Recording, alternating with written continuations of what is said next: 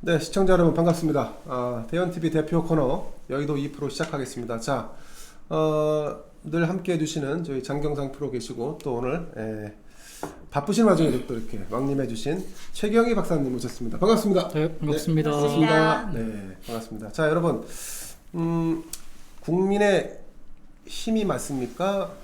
국민의 짐이 맞습니까? 더불어민주당이 맞습니까? 더불어 몰염치당이 맞습니까? 요즘 헛갈립니다. 하도 짐 같은 정당 같기도 하고 염치 없는 정당 같기도 하고. 자, 오늘은 이 두 정당, 제1당과 제2당인데 그 정당과 관련된 얘기를 좀 나눠보겠습니다. 자, 우선은 김종인 국민의힘 비대위원장, 최근에 이제 서울 그리고 부산 지역 중진들과 식사를 했습니다. 근데 뭐 식사는 보통 많이 하죠. 정치인들은 다 이제 뭐 이를테면 식사 정치, 뭐 만찬 정치, 오찬 정치 하는데, 근데 얼마나 식사를 안 했으면 그거를 언론이 지나치게 과도하게 보도를 하는 뭐 이런 좀 기현상이 좀 있었습니다. 장프로님 어떻게 보셨습니까? 뭐 언론이 주목했다기보다 언론이 야당을 별로 좋아하지 않는 것 같아요. 기사 자체도 기사 자체도 그렇게 뭐 면면들이 좋은 사람들이 아니잖아요. 저는 차라리 뭐 김종인 비대위원장이 뭐 젊은 뭐 새로운 그 위원장들이라든가 아니면 뭐 젊은 뭐 신진 인사들하고 식사를 하면 모르겠지만 다 그렇게 반갑지 않은 얼굴들이잖아요. 그렇죠. 뭐 그렇게 좀 자주 보는 게 이렇게 편치 않은 분들 느낌이랄까. 다른 한편으로는 야당이 얼마나 뉴스가 없으면 밥 먹는 게 뉴스가 없으면. 자, 이제 이런 식사를 하고 나면 거기 참석했던 사람들과 어떤 얘기를 나눴는지가 이제 언론 기자들은 이제 중요합니다. 그래서 이제 그거 가지고 기사도 쓰고 해야 되니까. 자, 우선은 서울시장 같은 경우는 지금 국민의힘이 외부에서 당으로 들어올 수 있는 인재에게 유리한 그런 경선 룰을 만들겠다, 이렇게 지금 하고 있고요. 부산시장 같은 경우는 관록과 경륜이 넘치는 사람이 했으면 좋겠다라는 게 김종인의 말입니다. 자, 그 얘기인즉슨 뭐 안철수를 염두에 두고 있는 것이 아닌가, 혹은 또 뭐 김무성 같은 사람을 염두에 두고 있는 것이 아닌가, 뭐 이런 느낌마다 드는데, 그래서였을까요? 오세훈 전 서울시장이 밥을 먹고 나오면서 이렇게 반발을 했답니다. 우리를 너무 폄하하는 거 아니냐, 김종인이. 그랬더니 또 김종인이 한다는 얘기가 분발하시오, 열심히 하시오, 그랬다는데, 이거 좀 상황이 좀 묘한 것 같습니다. 어떻게 보면 서울은 뭐 부산도 마찬가지지만 서울은 서울시장 후보, 그냥 뭐 서울시장이 안 나왔으면 하는 사람들의 모임이에요.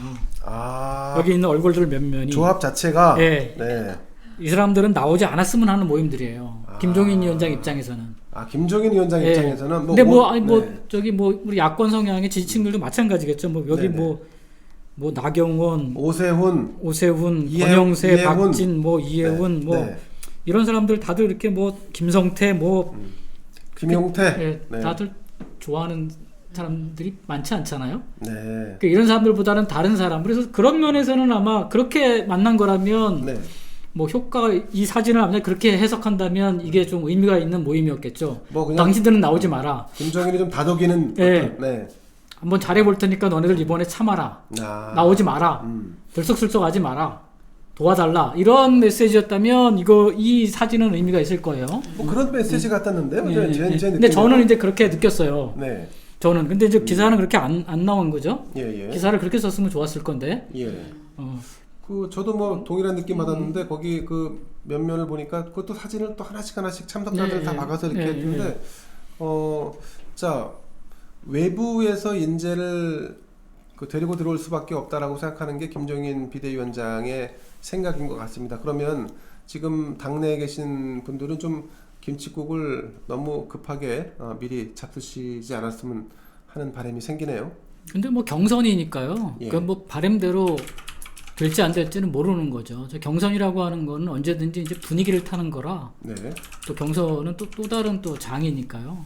어떤 사람이 어떻게 치고 나올지 그걸 핸들링하기는 되게 어려워요. 아, 그런가요? 경선 자체는 분위기를 만들어내는 사람들이 있는 거니까. 예. 게다가 또 이제 현재 야권 자체가 이렇게 응집력이 강한 게 아니잖아요. 맞습니다. 많이 좀 그렇죠. 사분오열돼 그렇죠. 있는 상황이라 예. 한쪽으로 몰아가기 되게 어려워요. 각자 이해관계가 이렇게 따로 노는 것 같아요. 그렇죠.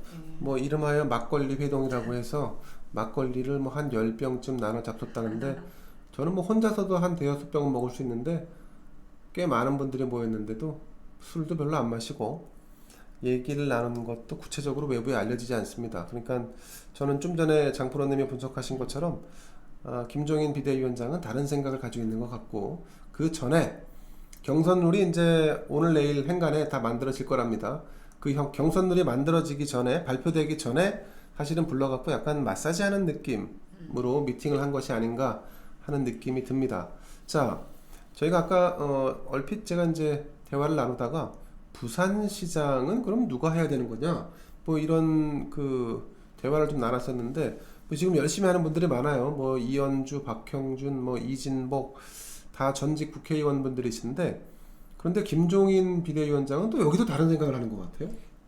근데 지난번에 한번 말씀드렸는데 경선이 생각보다 내부 경선이 치열하거나 이게 굉장히 서로 안 좋은 방향으로 가면 결국 이제 내부 갈등이 너무 심해지는 거죠. 그건 적전 분열이죠. 그러면 이제 제가 예전에도 말씀드렸지만 김무성을 내세워가지고 그냥 재보선만 한다 이렇게 할 수 있다는 거죠. 그러니까 1년짜리 그렇죠. 그 후보자를 정리하는 입장에서 선거를 이겨야 된다고 하는 것과 후보자를 정리하는 입장에서 이번에 그냥 단발성으로 한다 뭐 이런 거죠. 근데 이제 김무성 입장에서는 또 저게 이제 기회가 되는 게 자기는 뭐 부산시장 나갔다가 기분 좋으면 또 대통령도 출마할 수 있는 거잖아요. 뭐 나쁠 게 없죠. 본인 입장에서는 뭐 그냥 근데 그런 걸 좋아하니까. 김무성이라는 사람 스타일상 좋아하니까 그런 거. 하면서 이렇게 뭐 어른 노릇하는 거 좋아하니까. 그렇군요. 어른 흉내내는 거 좋아하니까. 그런 거 좋아하는 거 보니까 꼭 어린애 같은데. 막내라서 어린애 같은 게 많아요. 속으로는. 겉으로는 하고서 뭐 큰 어른 같지만 속내는 그렇지 않아요. 그렇군요. 자, 뭐 그건 그렇고 지금 김종인 비대위원장 관련된 얘기를 조금 더 이어가 보겠습니다. 김종인 비대위원장이 오늘 광주를 또 갔습니다. 이게 뭐 닷새만인가 뭐 하여튼 뭐 자주 가시는 것 같긴 합니다. 자, 그런데 지금 김종인 비대위원장 발등에 불이 떨어진 거는 서울시장과 부산시장 재보궐선거 아니겠습니까? 본인 임기도 그때쯤에 끝나니까요.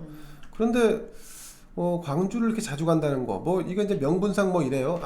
광주 출신들이 서울에 많이 산다. 뭐 광주 출신들이 부산도 많이 산다. 뭐 이런 논리인데 그건 좀 말이 안 되는 것 같습니다. 오히려 뭐 차라리 대선까지 멀리 보고 그 전에 뭐 밭을 일군다 이런 개념이면 모를까. 서울 시민 중에 광주 출신이 많기 때문에 간다? 저는 개인적으로 볼 때 김종인 비대위원장이 본인이 대선을 염두에 두고 뭘 좀 하는 거 아닌가? 뭐 이런 느낌이 좀 듭니다. 그런 느낌도 있고 뭐 두 가지가 있는 것 같아요.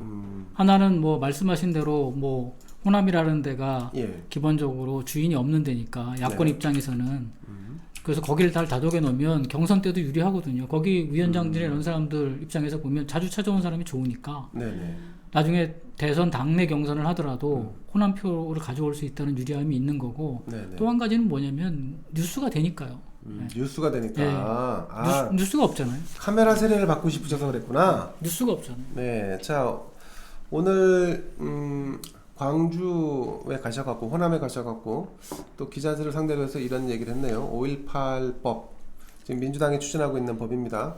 표현의 자유를 억압할 수 있다, 사상의 자유를 억압할 수 있다라고 하는 이 반론이 당내에서조차 제기되고 있는 이 5.18법, 이거는 큰 의미가 있다 또 이렇게 또 아주 선심 쓰듯이 또 얘기를 했네요. 근데 이거는 이제 자칫 저는 이제 정치인들이 이런 게 항상 문제라고 보는데 정상적으로 얘기할 때는 원칙을 얘기하는데 저렇게 이제 표를 얻고자 하거나 뭐 구애를 하고자 하거나 하면은 그러면 이제 막 얘기를 합니다. 저는 저런 거는 조금 좀 자제해야 되는 거 아닌가 이런 생각이 드는데 악법 중에 악법을 만드는 거죠. 악법이죠, 예, 저거는. 예. 네. 저거는 아니 뭐 5.18 관련해서 특별법을 만들어서 했잖아요. 예, 예. 그러면 되는 거지. 네. 아니 어느 나라에서 특정한 거를 대상으로 해가지고 예. 그러니까 5.18 명예훼손이라는 걸 갖다가 특정해가지고 하는 경우가 어디 있어요?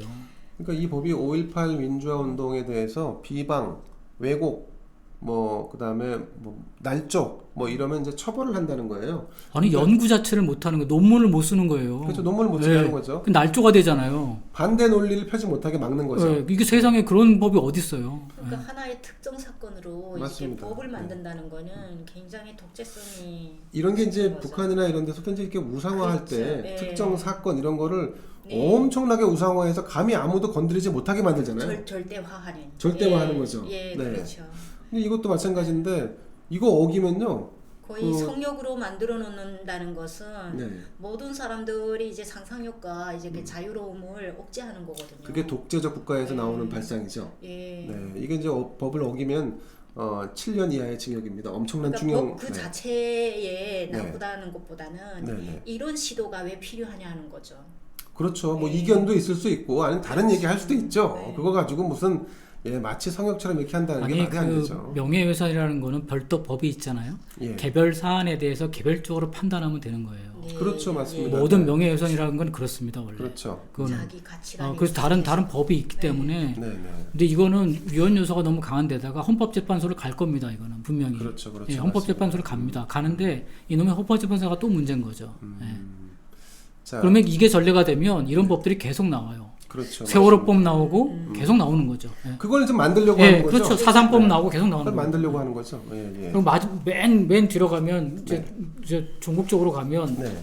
아주 뭐 지금 깜빵 들어가 있는 김석기 이석기인가 뭐 그런 사람들까지도 이석기. 네. 뭐 할 수 있는 그런 법으로 가겠죠.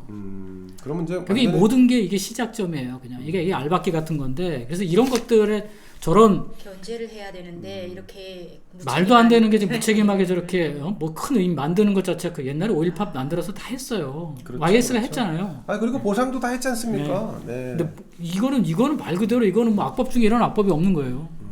야, 그런데도 야당이 이걸 저기 호남에 가서 야당의 대표 겸 비대위원장이라는 분이 큰 의미가 있다고 이렇게 얘기를 해버렸으니까. 야당이냐 여당이냐를 떠나가지고 네. 저 양반이 대한민국의 나름대로의 어른으로서 예, 예. 책임 의식이 있다면 저딴 소리를 할 수가 없어요.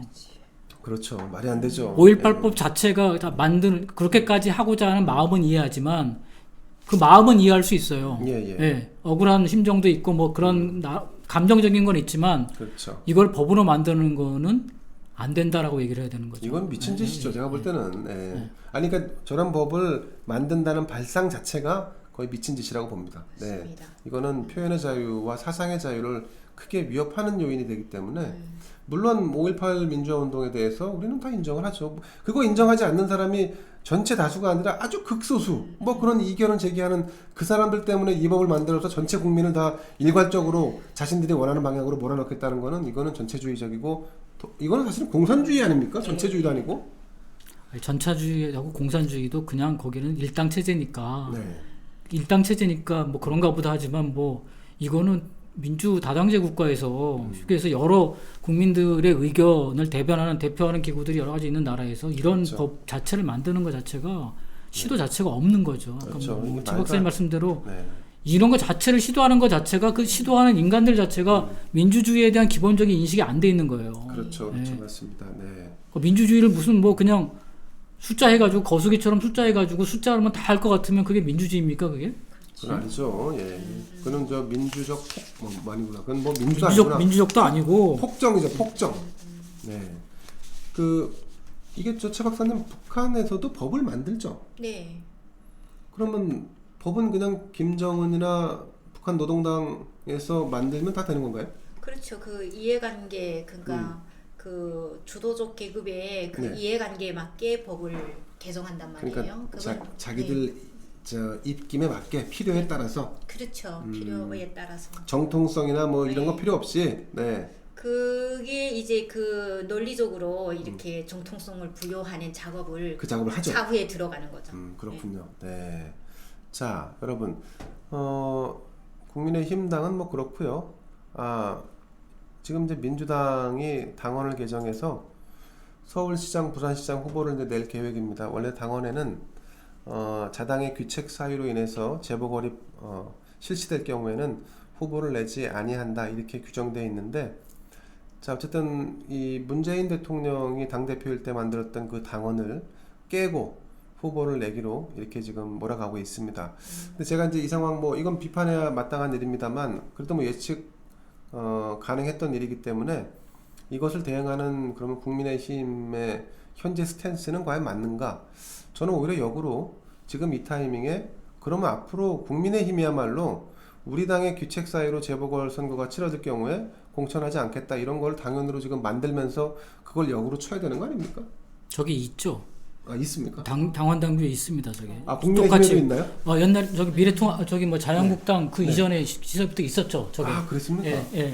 저런 비판을 많이 받아서 다 가지고 있죠. 저게. 뭐 양쪽 다 똑같아요. 저런 거 제대로 실천 안 하는 거지. 이쪽도 실천 안 했고 저쪽도 다 마찬가지인 거죠. 아 국민의힘도 저게 당원상 저런 게 규정돼 저게 있다고요? 있을 겁니다. 제 기억으로는 저게 네. 있었거든요.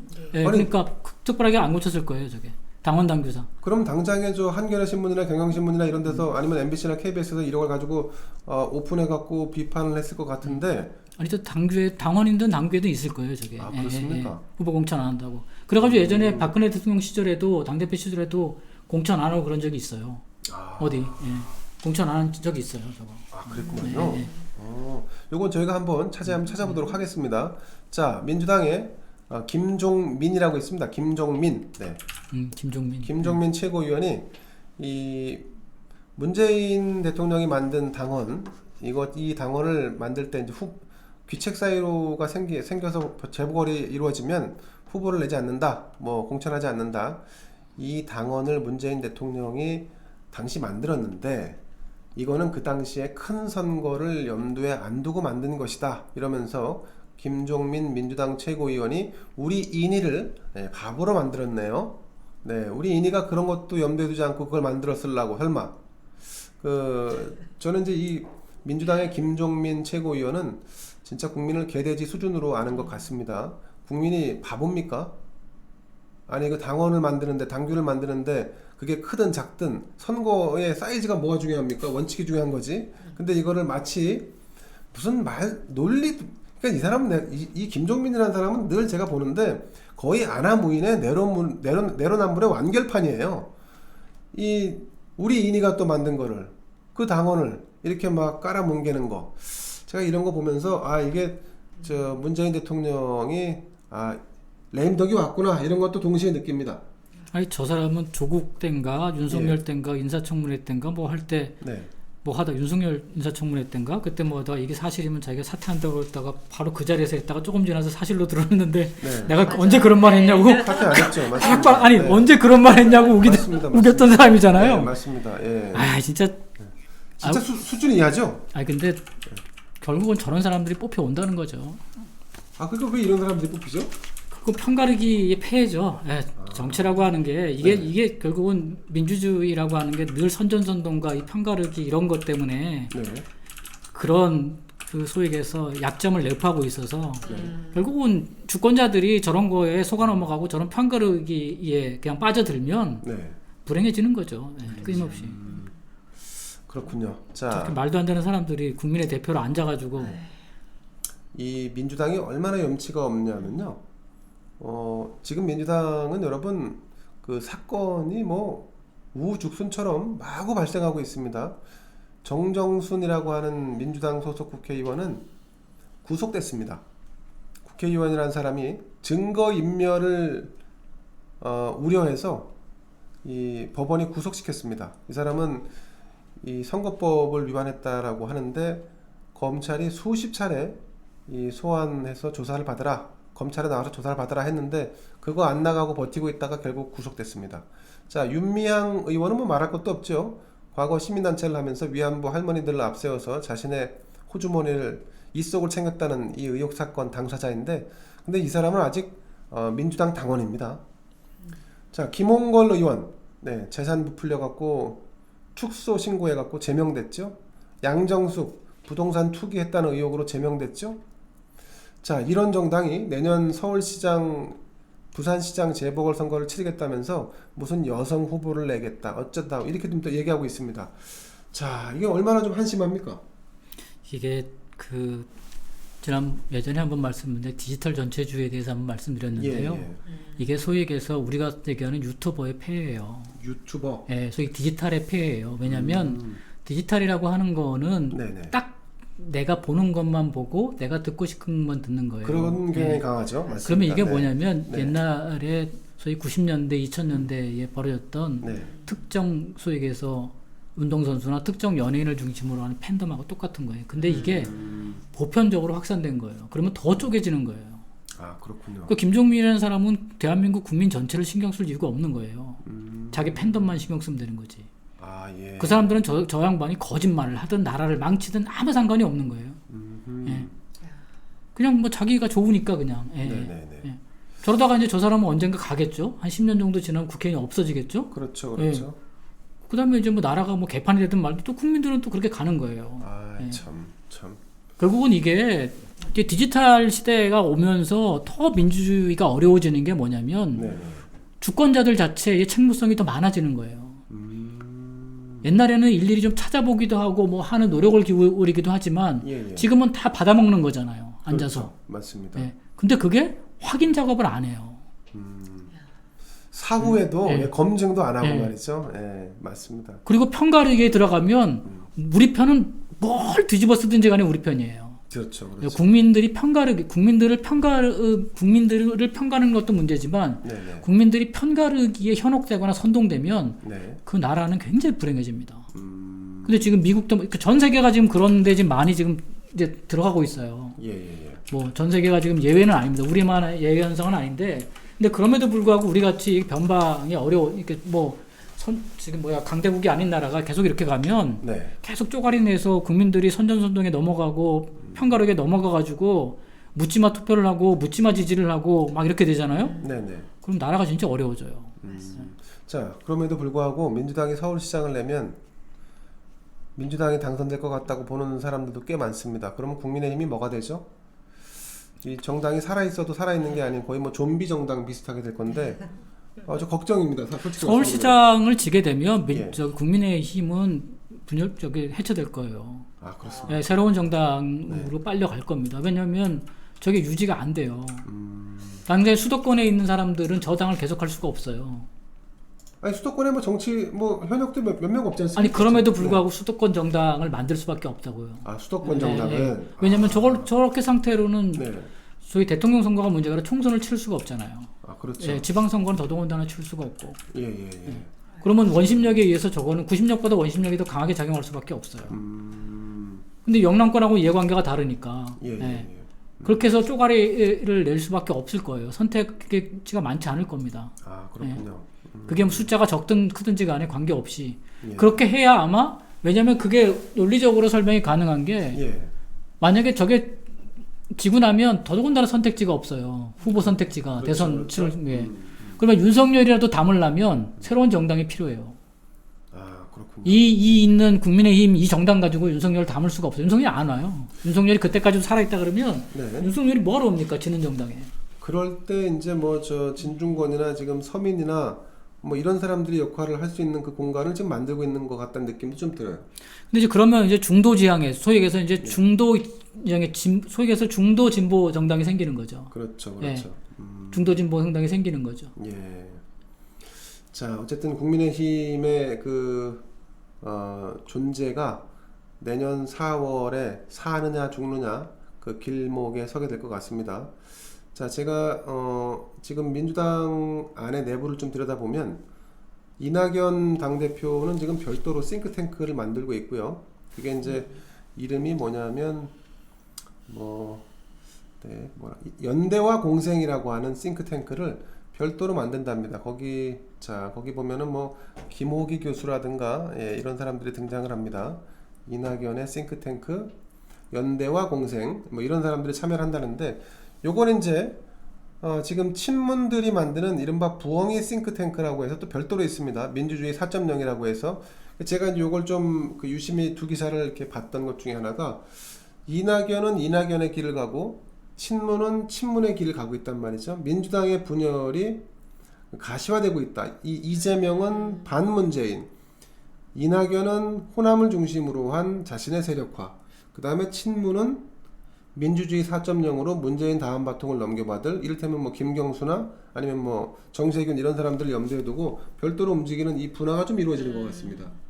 근데 지금 이렇게 좌파 진영의 저런 그 소위 얘기해서 분화나 이런 거는 네. 그거를 이렇게 의미 있게 바라보기보다는 저렇게 이슈 주도를 한다는 거예요. 다양한. 그래서 여기서 좌파의 특징은 뭐냐면 단일 이슈를 주도하는 게 굉장히 많아요. 그 주도하는 그룹이 여러 그룹이 있는 거예요. 우파는 딸랑 하나 가지고 있는 거예요. 그렇죠. 그러면 뉴스 볼륨에서 차이가 나고 사람들이 요새는 각자의 관심사가 달라요. 다양하단 말이죠. 다양하죠. 그럼 그 다양성에 소구하는 거예요. 그 나중에 최종적으로 합치면 되니까. 좌파의 특징은 뭐냐면 요즘에 좌파의 트렌드는 옛날에는 좌파는 분열 때문에 망한다 그랬는데 네네. 거꾸로예요. 우파가 분열 때문에 망하고 좌파는 아마 부패 때문에 망할 거야 앞으로. 부패요? 예. 결국은 부패 때문에 망할 겁니다. 그 부패를 밝혀내는 게 윤석열의 책임이고. 네. 그러면 좌파는 분열하지 않아요 요새. 좌파는 분열하는 것처럼 보이지만 결국은 다 합쳐져요. 이렇게 뭐 하객진을 펴듯이 쫙 폈다가 그렇죠. 다시 날개를 확 접는 왜냐면 요즘 트렌드에 맞아요 저게. 그렇군요. 젊은 30, 40대 트렌드에 맞다고요. 개별 이슈에 되게 민감해요. 민감하죠. 예, 맞습니다. 통합 이슈에 네. 민감하지 않습니다. 맞습니다. 그거는 그냥 불어도 해요 그냥. 네, 맞습니다. 근데 자꾸 쟤네들이 던져놓은 거에 몰려가가지고 우파는 여기로 갔다 저기로 갔다가 동네 축구하듯이 왔다 갔다 해요. 그렇게 하면 안 된다고. 밀려다니는 거. 네. 맞습니다. 심지어는 제가 유튜브 할 때도요. 이게 뭐 A라는 정치인, B라는 정치인, C라는 뭐 다양하지 않습니까? 그런데 이 구미를 다 맞추기가 힘들 정도입니다. 아주 그냥 그 각양각색이고 분열되어 있기 때문에 결국 이 동네 축구하게 만드는 거에 어떻게 보면은 그런 뭐 전략을 쓸 수도 있는데 동네 축구하는 거에 야권이 놀아나고 있는 거예요. 그렇군요. 왜냐면 5.18 같은 것도 예를 들면 그거 던져놓으면 네. 이쪽은 아무 신경도 안 써요. 그렇죠. 괜히 이쪽만 그냥 거기 몰려가가지고 뭐 해야 되나 말이다 고민하고 있어요. 그거 고민할 필요 없는 거예요. 그거 안 해도 아무 상관없어요. 그렇죠. 맞습니다. 올 표 없고 갈 표 없어요. 오히려 그거 하면 국가적으로 그러니까 항상 원칙과 그것이 과연 국가적으로 맞는 것인가로 판단해야지. 그렇죠. 결국 정치를 하는 리더들이 본질적으로 표 계산하고 이권으로 계산하면 안 돼요. 그 망하는 거예요. 그렇죠. 망하는 그렇게 해서 성공하지는 않습니다. 아까 기본적으로. 김종인 비대위원장처럼 하면 안 되네. 네, 절대 그렇게 하면 안 돼요. 네. 자, 어쨌든 지금 거대 그 두 개 정당, 1당과 2당, 민주당과 국민의힘 물론 뭐 과거에도 이런 분위기가 있었겠습니다만은 지금은 이 탈정치, 기성정치에 대한 혐오감이 그 어느 때보다 높은 시기인 것 같습니다. 그래서 제가 느끼기에는 그 탈기성정치를 모토로 내세운 그런 정치 코드가 적어도 내년 서울시장, 부산시장 그리고 그 이듬해에 있을 대선에 적지 않은 영향을 줄 것 같다. 뭐 이런 느낌이 듭니다. 그렇죠. 예. 저게 근데 이제 탈기성 정치라고 하는 게 그러니까 정치를 새롭게 재규정하고 재발견, 정치의 재발견이라고 하는 측면으로 가면 바람직한데 저것이 지금 우려가 되는 거는 아주 사분오열되는 방식으로 가고 있다는 거죠. 예. 이게 공약수가 없어요. 그렇군요. 탈에 지금 대상이 없는 거, 목표 의식이 없는 거예요. 탈은 해야 되는데 탈해서 어디로 갈지가 없는 거예요. 그렇죠. 탈만 하는 거죠. 그렇죠. 그러면 이제 각자 뿔뿔이 흩어져가지고 어디 있는지 모르는 거죠. 근데 그런 면이 우파에서 지금 가장 지금 빈번하게 벌어지고 있다는 게 문제라는 거죠. 지금 우파가 이게 더 심합니다. 더 심화되고 있다는 거죠. 예. 그런 것들을 이제 우리 지금 이제 어떻게 보면 이제 좀 이 유튜브 하시는 분들도 저도 뭐 그런 걸 이제 곰곰이 이제 반문해보고 자문해 보는데 혹시 그런데 제가 일조하고 있는지 않는지 그래서 가급적이면 이제 그런데 이제 좀 그렇지 않으려고 이제 신경을 쓰고 있긴 한데 굉장히 그런 면이 많아요. 이게 분열을 뭐 획책하는 건 아닙니다만은 사실은 이제 유튜버들도 이제 어쨌든 이 프로그램을 봐주시는 구독자나 시청자들과 함께 호흡해야 되고 일정 부분 국민을 맞춰가야 되는 건데 그런 요구를 맞춰가다 보면 아까 말씀하신 대로 원칙을 얘기하는 것이 아니라 그때 상황에 맞게끔 임기응변을 하게 되는 측면이 없지 않아 있습니다. 근데 그거는 말씀하신 대로 유튜버들도 어떻게 보면 시류에 편승하는 거고 지금 우파 진영의 분열을 방기하거나 아니면 증폭시키는 측면도 없지 않아 있다고 저는 스스로 생각합니다. 그래서 제가 이제 가장 이제 저게 문제가 되는 게 결국은 국민들 입장에서는 보여져야 되는 거거든요. 네네. 그러니까 이제 반문까지는 분위기가 만들어졌는데 그렇죠. 반문의 목표가 뭔지가 없어요 지금. 이걸 지금 야당 지금 현재 국민의힘도 못 만들어내고 있고 네. 윤석열도 못 보여주고 있는 거예요. 단지 그냥 반문만 있는 거예요. 근데 반문만 가지고는 선거를 이길 수가 없어요. 그럼 이러다가 민주당 안에서 이재명 같은 사람이 반문의 기치를 내세우고 나면 글로 쏠려버리는 거 아닙니까? 그러니까 이제 그러니까 반문이 쫙 이제 퍼져 있는데 네네. 거기다 이제 불을 그으면 되는데 그렇죠. 그러면 이제 활발 타오르려면 목표가 있어야 되는 거거든요. 맞습니다. 기본적으로. 네. 그렇죠. 예, 무엇을 할 것인지. 근데 그건 아무도 얘기 안 해요. 근데 거꾸로 엉뚱하게 이재명 같은 인간이 얘기해 버리면 네네. 이게 황당한 결과가 벌어지는 거예요. 아, 그 사람은 저 행동하는 것도 황당한데 대선에서도 이게 황당한 모습을 보여줄 가능성이 있네요. 자, 여러분, 뭐 그 제1당 민주당, 제2당 국민의힘, 네, 다 뭐 그 마음에 안 드는 거는 뭐 매일 일반입니다. 자, 그래도 기대를 해봅니다. 좀 전에 말씀하신 것처럼 반문재인 기치를 내세우고 그 깃발을 들고 정말로 새 정치를 할 수 있는 어떤 정치 세력 집단이 나와주기를 한번. 그래서 이번에 서울시장 후보하고 네. 부산시장 후보가 그 상징성을 가지고 나와야 되는 거죠. 그게 이제 테스트 첫 시험대인 거죠. 그래서 설사 닥쳐온 이 선거를 지더라도 설사 지더라도 그 기치를 내세우는 게 더 중요하다. 그렇죠. 그게 훨씬 더 중요해요. 예, 본질적으로 선거는 이길 수도 있고 질 수도 있어요. 네. 근데 우리가 더 큰 실망을 하는 거는 기본적으로 그걸 못 찾았을 때, 목표 의식을 못 찾았을 때. 그렇죠, 그렇죠, 예. 맞습니다. 네. 근데 그거를 줘야지만 선거도 이길 수가 있어요. 맞습니다. 저 사람을 꼭 찍어줘야 되는 이유가 반문이어야 되는데 반문 중에서도 그럼 뭘 할 거냐는 거죠. 그렇죠, 그 사람이. 그렇죠. 맞습니다. 근데 그 사람이 반문의 상징성도 안 되고 반문의 목표 의식도 가지고 있지 않고 뭘 할지도 모르고 확실한 구체적인 것도 없는 사람이 그냥 거기다 될 수 있으니까 나온다? 그럼 이제 굉장히 구태의연하게 보이지 않습니까? 그렇죠. 예. 네, 그렇습니다. 자, 여러분 오늘 정치권 얘기 여기까지 하겠습니다. 자, 감사합니다.